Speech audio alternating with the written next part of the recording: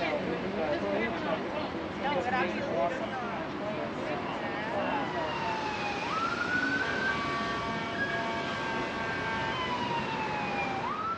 so nice. Thank you so much for coming. I appreciate it.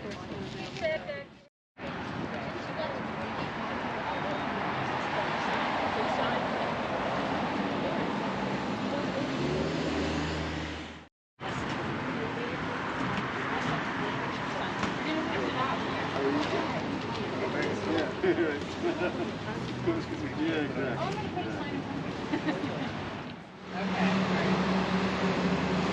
So see if I can get my voice above the trumpet. I'm Jackie Stilley. I want to thank the Raise the Wage Coalition for inviting me to this important event. Throughout my service as a New Hampshire state senator and as a New Hampshire state representative, raising wages was a priority for me. Raising the minimum wage, eliminating the sub-minimum tipped wage. Much of that was motivated by my own youth in growing up in poverty, studying, the research around, the impacts of low wages on workers and what we could become as a society if we changed that. But all of that, in some respects more academic lately than anything else, didn't prepare me for what I saw this summer. This summer, I had a close family member who had worked in the hospitality industry for 17 years and lost her job because of COVID and all. And so now that she's vaccinated and wants to get back into the workforce, she has been applying for jobs.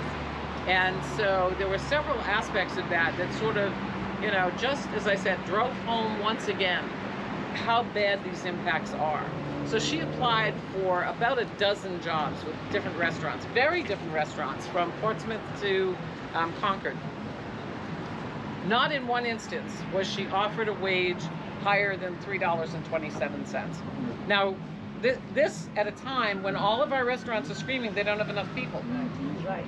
Not once was she offered a job for more than $3.27 an hour. In addition to that, the majority of these restaurants also insisted that she have open availability. And I said to her, what's open availability? She said, oh, I have to be on call. I said, wait a minute. They're not paying you for this, but you have to be on call. That's right, I have to be on call. Now, not only is that bad policy just on its face, but in addition to that,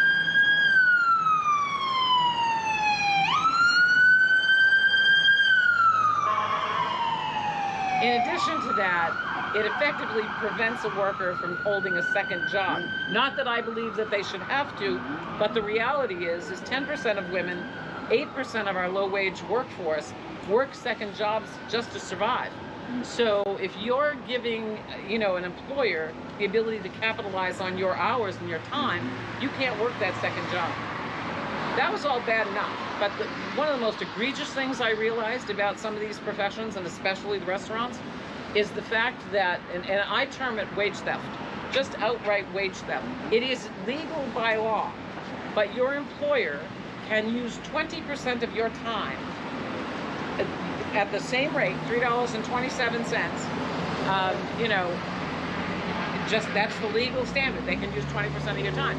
So she was doing dishes because the restaurant didn't put a dishwasher on for 2 days a week. She was playing hostess because the restaurant would only do a hostess on the weekends. She was washing floors. She was scrubbing toilets and cleaning bathrooms, setting up tables. I mean, all of this labor they're getting at an incredible rate. So it was really disheartening to see what she went through. I mean, she now has another job. She's happy with it, but it's just egregious, and part of it is driven by that sub-minimum tipped wage. And if these conditions are prevalent during a crisis of worker shortage, can you imagine what they are when we have a worker surplus? Because it doesn't get any better. It's long past time for our elected officials to stand up for low-wage workers, most especially hospitality workers, raise the wage, eliminate the sub-minimum tipped wage, and set one fair wage standard, as 7 of our states have already done. Right. We need that in New Hampshire. It's particularly appropriate that we're here at one of our congressional offices, and that the day is going to see us at every one of them. because New Hampshire can't seem to get this done on their own. You may recall that in 2011, the New Hampshire legislature eliminated our minimum wage. In the decades since that time, numerous efforts, including my own several times, have failed to be able to raise that wage.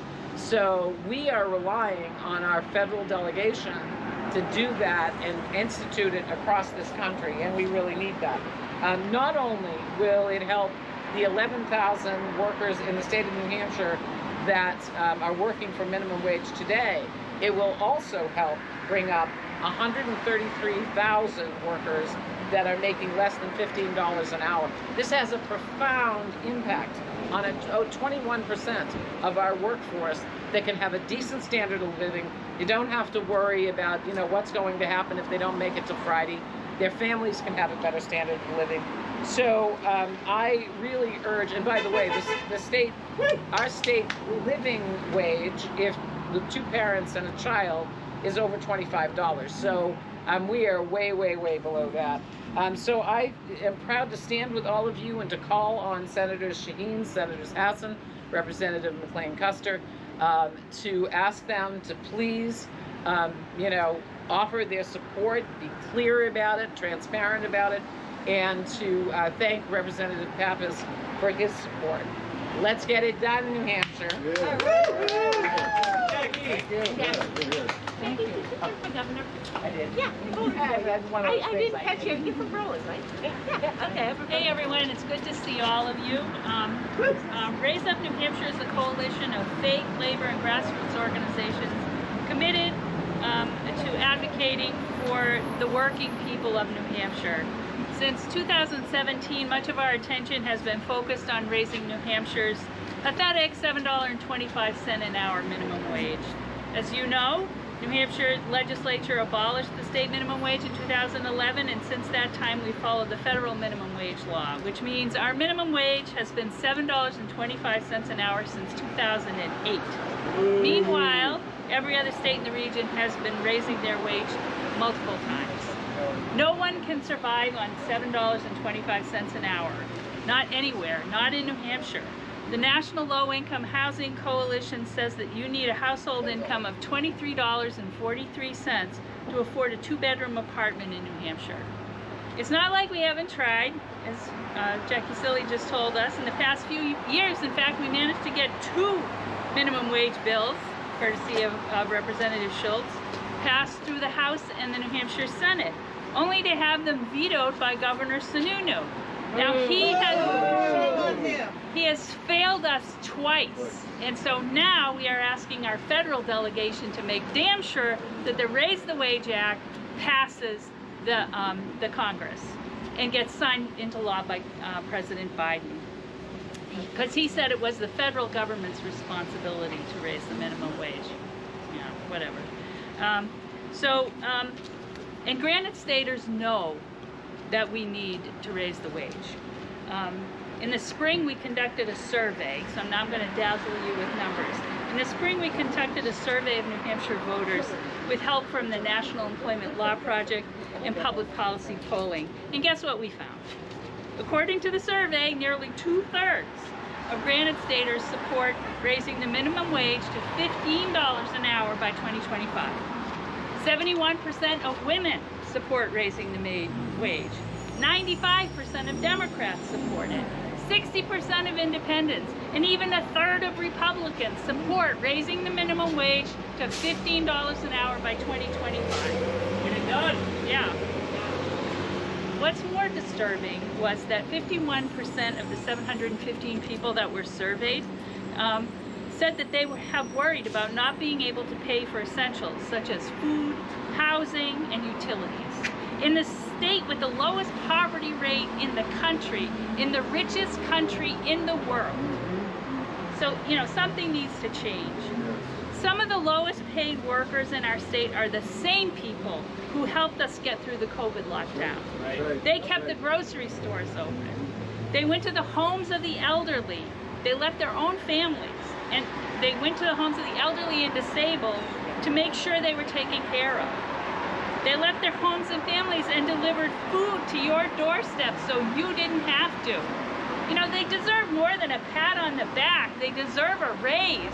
They deserve a livable wage. They deserve to be able to live with dignity. So that's why we're here. Because right now, the best chance that these people have to get a raise is by passing the Federal Minimum Wage Act. So that's why we're here today, and we are hopeful that our senators, along with our two congressional representatives who both voted in favor of it, and Annie Custer even co-sponsored the bill. So we want them to get on the stick and make sure that New Hampshire workers get the raise they deserve. Woo! Yeah. Yeah.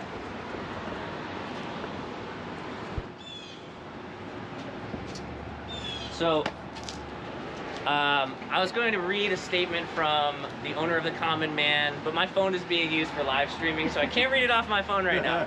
However, we're just really excited that recently Alex Ray has begun stating publicly that he is planning to move the Common Man restaurants in New Hampshire to a $15 minimum wage. Super exciting. And is excited to get more engaged in the campaign, begin speaking more with and advocating for to our senators to get on board with supporting a $15 minimum wage with tips on top so that everyone is included and so that we are tackling these atrocious issues people are dealing with, as Kathy said, in the one of the richest states in the country, in the richest country in the world. So we will be putting that statement out soon. We're really excited and grateful for Alex Ray's support. I imagine everyone here and everyone watching loves the Common Man, and we love to see it stepping up to support livable wages. Yeah. And if you didn't, you do now. So thank you, Alex. And next up, we're going to hear from Representative Cam Kenny. Welcome, Cam. Thank you for being with us. Thank you so much. Before Cam starts, could someone help Kathy with an umbrella? Oh, yeah. I have an umbrella. I mean, like to hold it. So she can hold an umbrella. Sorry, Cam. No, you're good. Alrighty. Can everybody hear me okay with the mask? Yes. Alrighty. So now more than ever, it is clear that New Hampshire needs to implement a minimum wage. Not that anyone needs the reminder, but we are in the middle of a pandemic. And as Granite Staters are worried about having enough funds to pay their rent or how they will put food on the table, our governor gloats as he again has been vetoing bills and vetoed bills in the past that would improve the lives of the people of New Hampshire, like establishing a higher minimum wage and increasing tipped wages. He also just locked in a pitiful $3.27 sub-minimum wage. Is that how much a Granite Stater's hour is worth, $3.27? I don't think so. New Hampshire needs workers, and workers need a livable wage. Amen. If our neighboring states understand this need, we will continue to fall behind our neighbors, and we will continue to lose workers who find better opportunities in these neighboring states. In 2021, Massachusetts minimum wage increased to $13.50 per hour. Maine's increased to $12.15. Vermont's $11.75. Connecticut's went up to $13, and Rhode Island's $11.50. And that leaves the Granite State as the only one less than $10. That is immoral. Since I've been 14 years old, I have been employed in a number of jobs that have interacted with the public. In the past, I worked in multiple departments at a grocery store, and now, on top of being a state rep, I serve tables at a restaurant because $100 a year does not cut it. When restaurants were shut down for inside dining, I worked takeout. I was one of many Granite Staters who worked through the pandemic, doing whatever we could to help us get through these unprecedented times. All the while Governor Sununu vetoed legislation that would begin to bring productive changes in an overdue way forward of increasing the minimum wage. Shame on you, Sununu! Absolutely. For sake of comparison, I was hired at that grocery store in Massachusetts at the age of 14 for the minimum wage of $8. This was 11 years ago in 2010. New Hampshire's minimum wage was $7.25. Mass has now increased to $13.50 over 11-year span, while New Hampshire has remained at the pathetic federal minimum wage of $7.25. This is counterproductive, and it's unforgivable considering that during these hard times, the governor gave himself a raise of $31,000. During this unprecedented time, the workers of New Hampshire deserve a raise, especially, like said before, even a third of Republican voters in New Hampshire want a minimum wage of at least $12. New Hampshire wants a raise, and I hope the GOP begins to listen. And if they don't begin to listen, we need Senator Hassan to step up and champion the Raise the Wage Act. We can make these changes this year. Aren't granted staters worth more than $3.27 an hour, $7.25 an hour? Yes, they are. This is why in a recent survey, 53% of restaurant workers say they're leaving the industry, and 80% say they'll only return with one fair wage. So there's only two choices. Raise the wage and end the sub-minimum wage, or cut the industry in half. Workers won't go back to work for $3.27, and they won't turn out for a senator who won't raise their wages. Thank you all so much for listening. Thank you, Cam. Thank you. Woo!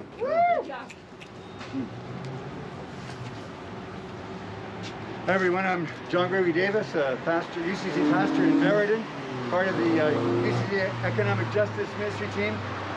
We've heard a lot of good arguments today. I'm here, I guess, to represent the faith community, but really to represent the human spirit. Because what we're talking about today is a moral aberration of which we should all be ashamed. We've heard all the economic arguments about why there should be a livable wage, why no one should ever have to work for anything under a livable wage. And let's remind ourselves, because there's a lot of confusion, that when the minimum wage was instituted, it was intended to be a livable wage. Franklin Delano Roosevelt, who put it in place, said, and here businesses hear this, she said, any business that depends upon underpaying its workers doesn't deserve to exist. There's no business justification for dehumanizing people. And I'm thrilled that the common man is going to start paying. You know, many of us ought to stop going to restaurants that won't pay adequately. They ought to stop patronizing businesses. Because here's the thing, folks. We're told sometimes that, you know, there has to be lower wage jobs, and if people don't like those, they can move up to a different job. That's a fundamental misunderstanding of what it means to be human. If a job needs to be done, and a human is going to do it, it doesn't matter what the job is. The person deserves to be paid a living wage. That's non-negotiable. Non-negotiable. And any of those jobs out there that people say, well, if you don't like it, get a different job. Those are jobs those are often essential workers. If all those people refuse to work, and I sometimes hope they will, to wake us up, we'd realize we can't survive without them. A livable wage is a moral obligation of people who have any sense of humanity, of morality, of a sense of connectedness as human beings. And since our state governor in particular, and to some extent our legislator, has proven unwilling to bring forth a livable wage for New Hampshire, has made us a sinkhole in New England. Nobody in New England pays less than we do. We need our federal delegation to step up. And Senators Hassan and Senator Shaheen, it's fine that you've sort of said you support it. That's not enough. We need you to take the lead. Why the heck are you in office? If you can't lead to help the people of New Hampshire and to be part of helping the nation to finally get to the wage, then get the heck out. Yay! It's unacceptable to do anything other than support a living wage. We are here to demand that you do that and to make it clear that there is no choice. And frankly, if you won't, stop pretending that you care. Recognize that you've just jeopardized your humanity. You've not only chosen to dehumanize your fellow citizens, but frankly, you've made a monster of yourself as well. Our humanity, our shared humanity, demands a living wage for all people. We can do it, we must do it, we will do it. One wage for all workers, a wage that's livable for all of us. Thanks. One fair wage! One fair wage! One fair wage! One fair wage! One fair wage! One fair wage. Super quick before we close the live stream, so folks know who are watching, we're going to be speaking with a staff member from Senator Hassan's office. Then we will be marching over to Senator Shaheen's office to speak with their staff as well. After which we'll go to Congressman Chris Pappas' office to thank him for his support and vote in favor of the Raise the Wage Act. Thank you for watching. If you're not already, be sure to follow Raise Up New Hampshire. Be sure to follow and go to High Roads restaurants in New Hampshire that are paying a livable wage to their restaurant employees. And if you yourself have a story, reach out to us and share your story. It's so important that people come together who are experiencing these common struggles. So follow Raise Up New Hampshire on Facebook. Look us up online, get involved. Thank you for watching. We're gonna keep going here. Isaac, Thanks. where can you find a list of the High Road restaurants? What's the... I'll tell you. Hey. I'm Adam. I'm with High Road Restaurants. Hi.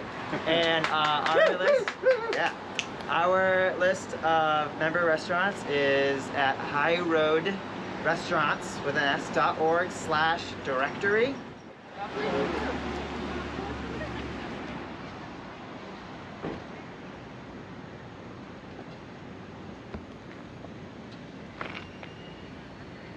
So, the will of the voters. Yes. They went against the will of the voters. Yeah. Based on. Yeah, so we're going down this street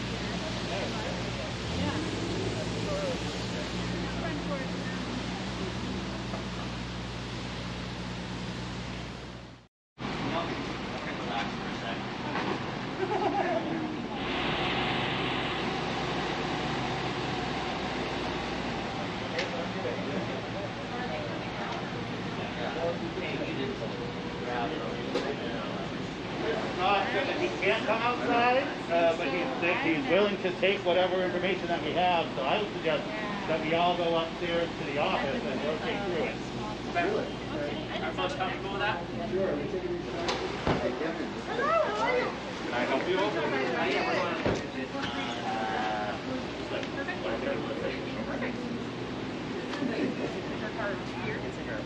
Oh, mine's way down, but.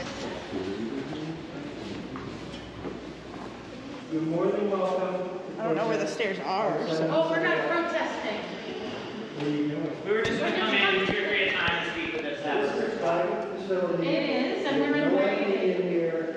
I'm gonna ask you to leave now and be done next code, please. We will not be chanting. This gentleman is private property.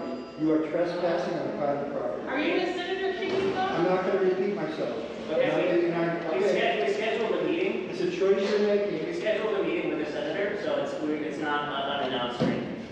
When So are they're you expecting. protesting? Yes, they're expecting us. Okay, you can wait outside now, tell them that you're here. We did. We went up. You already done that on our own. He was gonna come out, but then he actually asked You us to can't come be out. protesting in front of our We're not doors. It's a private protesting. facility.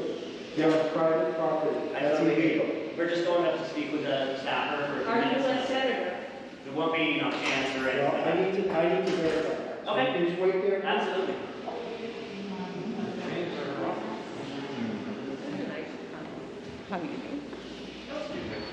Hey. I mean, it's not like we're not really protesting. I'd be more than happy to accept the document, but whatever's going to be. Okay, we'll just have, we have one worker who wanted to join her and pass the documents to share a few words, so we'll just have 2 people go up, and the rest of us are fine to stand I up. believe we're all constituents of Senator Shaheen, and we have a right to go and talk freely. I'm not saying you don't have a right to talk. Well, then, Right now, you're running a lobby of a private building. where she's renting space, which also includes. Somebody come down from there. Yeah, what's going on? That's complicated, isn't it? I mean. I don't know why this is complicated. You're representative. Yeah, we'll just keep Her out. office should not be used. Okay, we'll be heading out. This isn't a private extension. Give us a report back. Well, yeah, I gave him the letter, explained who Raise Up New Hampshire was, and what our expectations were for the senator to pass the raise the wage bill as written. And he took the letter. He said this is not Madison is the person who handles this. Yep. So he just took the letter and thanked us for coming in. And Chris spoke. Yeah, I just told them that tip workers need to not be cut out of this deal because I've literally watched it happen. And it's time for tip workers to be included. Nice job, Kim. All right. All right. Leaders. And then I explained that I thought that it was really inappropriate for the senator to have an office in a building that doesn't allow her constituents to come in and speak and have access to the office, that maybe they ought to think about finding it. Yeah. He says, well, it's like that everywhere, but Our elected leaders do not like to meet with us. That's, The I other mean, point was that the fact that they couldn't send someone down to meet with us is Yeah. public relations yeah, so hard. well, you know.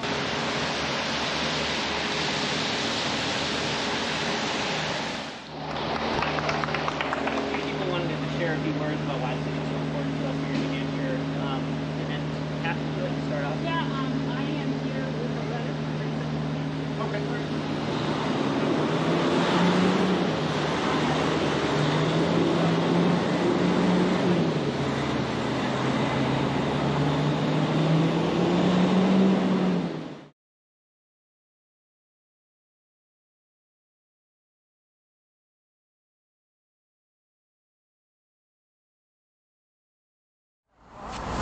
So we are here every Friday, and it depends on the week, but if you join our Facebook page, Fridays for Future Jaffrey, New Hampshire, you can see our posts. We post photos, we post when we're going to meet here every week. So come join us every Friday to strike for the climate and make this world a better place for everyone.